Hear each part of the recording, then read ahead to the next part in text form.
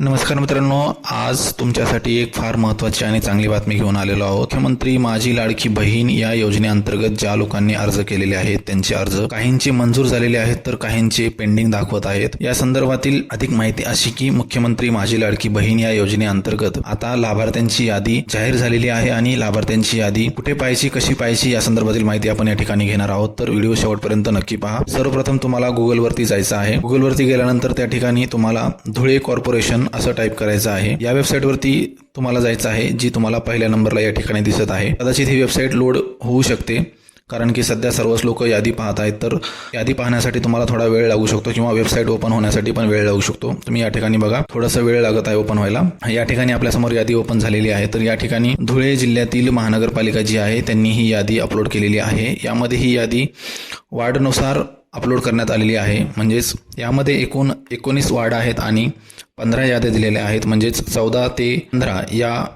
वार्डची यादी या ठिकाणी आहे आणि पहिल्या वार्डची यादी या ठिकाणी तुम्हाला बघायला मिळेल। तर या ठिकाणाहून तुम्ही यादी डाउनलोड करू शकतात आणि या यादीमध्ये जर तुमचे नाव असेल तर तुम्ही या योजनेसाठी म्हणजेच मुख्यमंत्री माझी लाडकी बहीण या योजनेसाठी पात्र ठरलेला आहात। या ठिकाणी ही यादी लोड होण्यासाठी सुद्धा वेळ लागू शकतो।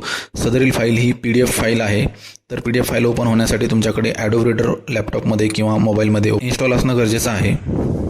तुम्ही बघू शकता या ठिकाणी यादी लोड होत नाहीये, साईट कॅन बी रीच असं येतं। तर या ठिकाणी ही यादी ओपन झालेली आहे। सदरील यादी ही धुळे महानगरपालिकेची असून त्यामध्ये लाभार्थ्यांचं नाव, पत्ता, मोबाईल नंबर, जन्मतारीख आणि आधार नंबर सुद्धा या ठिकाणी देण्यात आलेला आहे।